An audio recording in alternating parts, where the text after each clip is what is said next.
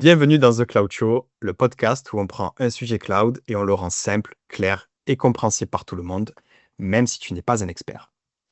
Dans le dernier épisode, on a vu ensemble, avec Guillaume ici présent, le sujet stockage du cloud, d'accord? Il nous a expliqué les différences entre les blocs, les fichiers et les objets. Eh bien aujourd'hui, on va aborder un sujet qui est quand même assez critique et fondamental dans le cloud, tout comme les machines virtuelles qu'on a vues juste avant et tout comme les stockages qu'on a vus encore juste avant. On va parler cette fois du réseau. Donc ce que je te propose, c'est de prendre un café, de t'installer confortablement et on regarde tout ça ensemble. Donc du coup, bonjour Guillaume. Bonjour Nicolas. Est-ce que tu peux parler donc du réseau dans le cloud? Yes. Alors concrètement, le réseau dans le cloud, c'est une brique indispensable, extrêmement importante, tout particulièrement dans des contextes entreprises. Le réseau, faut le voir que c'est la délimitation de votre terrain de jeu. De votre terrain de jeu ou de votre habitation, peu importe, chacun sa métaphore et vous allez, faire des choses sur ce terrain, vous allez interagir avec, des systèmes, vos systèmes, de façon sécurisée, car finalement, c'est à ça que ça sert de délimiter son terrain. C'est de s'assurer que personne va pouvoir rentrer et venir pénaliser ou attaquer, votre infrastructure. Donc voilà, à travers le réseau, c'est pas simplement, des délires d'ingénieurs, réseau ou d'admin ou d'architectes. Non, c'est vraiment une volonté de segmenter et d'isoler, l'infrastructure de la même manière qu'on l'avait dans des, systèmes, on-premise, mais côté cloud et derrière, il y a plein de manières de le mettre en œuvre, plein de manières de l'architecturer, plein de manières de le segmenter. Mais la base du réseau, c'est ça, c'est de définir un périmètre et de verrouiller, à la fois l'accès et en même temps de standardiser ce qu'on fait à l'intérieur de ce terrain. Donc du coup, si on prend notre terrain qui est clôturé, donc c'est ce que tu disais, Tout à fait. donc on le compare, côté Azure, on le compare à un virtual network, l'acronyme c'est VNet et sur Mmh. AWS, c'est VPC pour Virtual Private Cloud. Quelle est la suite du coup pour aménager ce terrain-là? Alors concrètement pour l'aménager, il faut déjà le découper. Parce qu'en soi, à partir du moment où en fait on a un terrain, on pourrait se dire, OK, je mets tout dedans et ça serait pas complètement faux. Techniquement, c'est une zone qui vous appartient et vous faites ce que vous voulez dedans et ça d'ailleurs, ça se rencontre, au jour le jour à travers différentes entreprises de différentes tailles. Certaines entreprises sont extrêmement grandes et extrêmement structurées, comme d'autres, en fait, commencent progressivement à mettre un pied dans le cloud et ils vont petit à petit dans les best practices qu'on a dans le cloud. C'est pas forcément non plus tout le temps de sortir directement la grosse artillerie, la grosse infrastructure, les grosses landing zones, et cetera. Quand une entreprise a plus ou moins de moyens, elle fait avec ce que peut, dans le temps qu'elle a, avec les moyens qu'elle a et le travail vis-à-vis du réseau, c'est de se dire concrètement, Heu, qu'est-ce qui est important? Comment je le découpe? Qu'est-ce que je mets à tel ou tel endroit? Donc ça sous-entend énormément de choses, mais c'est vraiment l'approche de sous-réseau. Sous-réseau, c'est l'équivalent dans une maison, c'est les pièces. Chaque pièce a son utilité, c'est pareil pour les sous-réseaux. Faut voir votre réseau, c'est votre maison et les sous-réseaux, c'est les pièces et vous faites ce que vous voulez, dans chaque pièce, concrètement. L'approche de sous-réseau, c'est le fait de on découpe les choses de façon logique, de telle manière à ce que en fait, ça fasse un tout qui soit harmonieux. Alors au jour le jour comme ça, là, je vous en parle, ça paraît un petit peu ça peut paraître abstrait, la métaphore est sympa, mais bon, je la trouve. Mais mais concrètement, dans le cloud, ça apporte énormément de choses de faire les choses comme ça.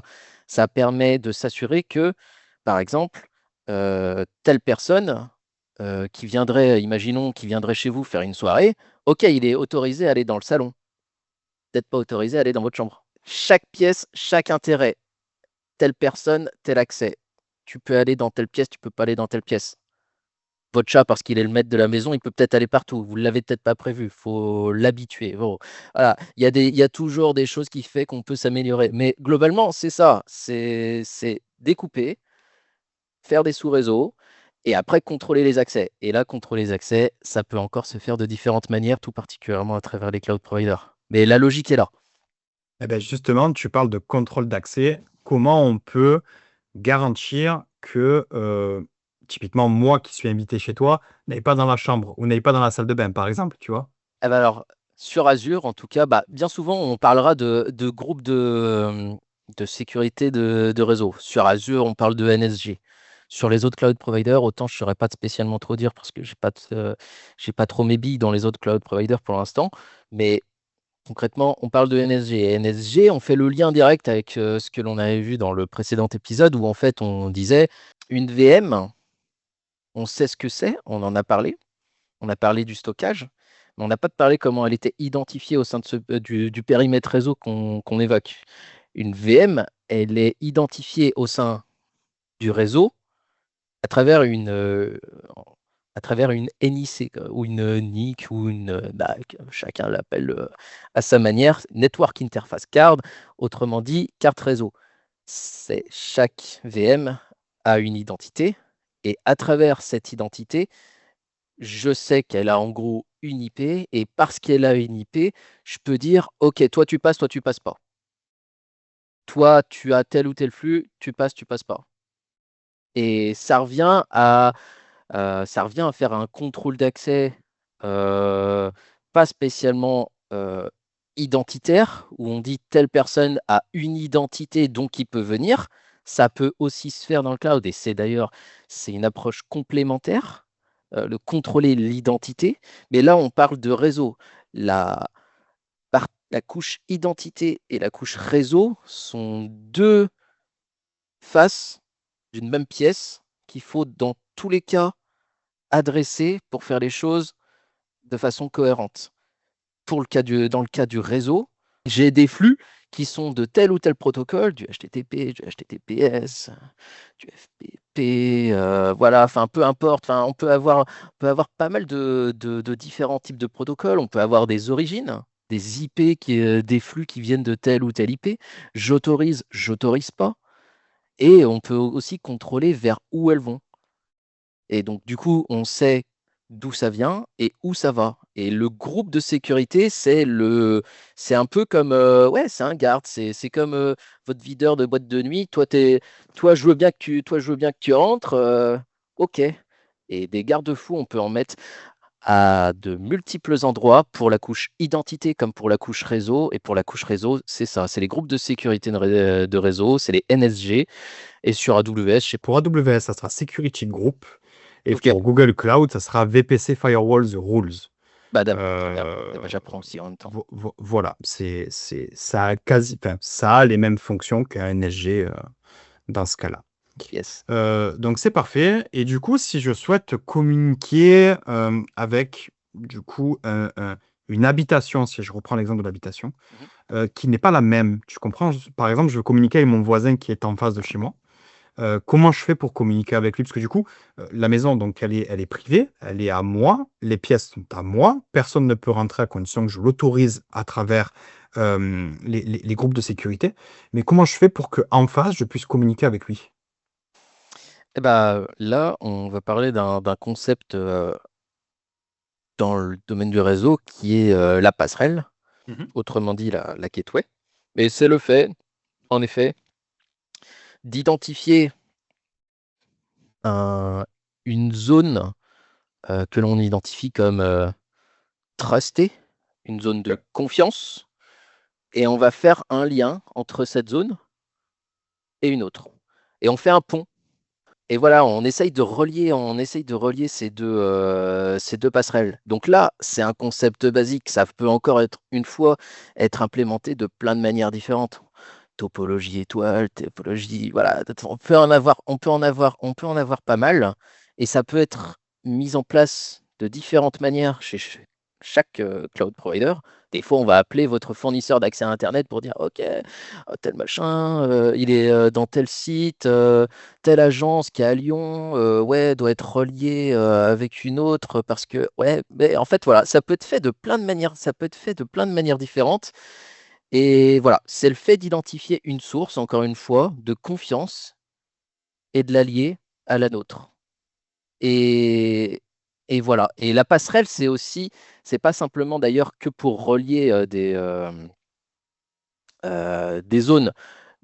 Le principe de base, c'est ça, mais faut aussi penser à une autre chose à travers une passerelle, étant donné qu'on parle du fait de relier des zones, il y a aussi une notion de contrôle de flux. Ça fait le lien avec ce qu'on se disait Mhm. précédemment. Généralement, au niveau de ces zones-là, vous pouvez y incorporer un firewall pour contrôler les sorties. Prétexte que l'on ait relié deux zones, typiquement deux zones qui sont de confiance, euh, c'est très bien, on a contrôlé les accès entre ces deux points. Mais qu'en est-il du flux que eux-mêmes, ces deux points, font vers Internet? À Internet, vous ne pouvez pas dire il est trust. Je contrôle comment les flux sortent, je contrôle comment les flux arrivent depuis Internet, mais Internet, Internet n'est pas à truster dans son ensemble. Donc, c'est une approche, encore une fois, complémentaire. Je relie un point A et un point B, je contrôle comment ça sort et comment ça rentre, et au sein de mon périmètre, pour refaire le lien avec ce qu'on se disait avant, je fais en sorte que chaque service puisse communiquer pour un peu que je les ai autorisés à communiquer entre eux. Si je résume, on va faire une conclusion globale, hein, d'accord? Euh, donc, si j'ai bien compris, on a la maison dans laquelle on va retrouver la partie Virtual Network, VPC, Mhm. voilà, tout ce qui est le réseau vraiment privé. Dans cette maison, on va retrouver des pièces qui sont donc les subnets. Ce sont les pièces qui te sont propres, qui te sont privées, dans lesquelles tu peux faire communiquer, du coup, l'intégralité de tes pièces intérieures, tu peux les faire communiquer entre elles dans une même maison. Ce qui est logique, vu sinon, c'est le principe d'une maison. C'est cela. Euh, et par la suite, si tu le souhaites, donc tu vas avoir le NSG, si on reprend côté Microsoft, qui va te permettre d'autoriser certains flux. Si je prends un exemple un peu plus technique, si je souhaite qu'une machine virtuelle puisse être interrogée depuis l'extérieur, je peux autoriser le port 3389, qui est le port RDP. Donc du coup, ce NSG-là, il faut que j'autorise l'accès. C'est une première sécurité avant de passer par le firewall. Et enfin, donc pour faire communiquer, si je reprends l'exemple de mes maisons, ma maison à moi et celle de mon voisin, pour les faire communiquer, je dois passer par une passerelle. Donc, ce qui veut dire, pour une VM qui doit communiquer avec une autre VM qui ne font pas partie du même réseau, il y a ce système de passerelle qui existe pour les faire communiquer. C'est une étape extrêmement importante qu'il ne faut pas minimiser. Il faut bien se dire quand même que ça reste quand même de mon point de vue, un métier à part entière. On a tendance, je ne ferai pas un gros laïus, mais dans chaque type de métier, que ça soit de l'ordre du domaine du monde applicatif, du monde de la data, du monde de l'IA, chaque système qui finit par être déployé, notamment dans le cloud, ou même pas spécialement que dans le cloud, même si c'est on-premise, tous ces systèmes-là dépendent de compute.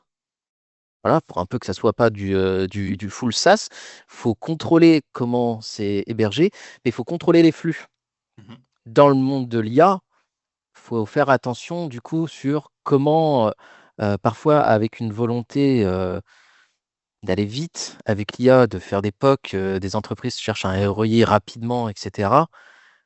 Faut faire attention sur comment on contrôle les flux, comment nos systèmes sont exposés, et c'est là euh, tous les enjeux qu'on a à travers le cloud, comment on expose nos outils et comment on peut les consommer. Bien souvent, limiter l'accès, c'est pas justement pour faire joli, c'est aussi pour se prévenir des attaques. Et voilà. Donc, dans un monde où on évolue de plus en plus, ne pas oublier que derrière, tout repose sur du compute qui lui-même est relié à travers du réseau Et du stockage. et du stockage. Et que quand bien même on passe par des services qui sont plus ou moins managés, ayez bien en tête que derrière, il y a des flux et qu'il faut quand même les contrôler.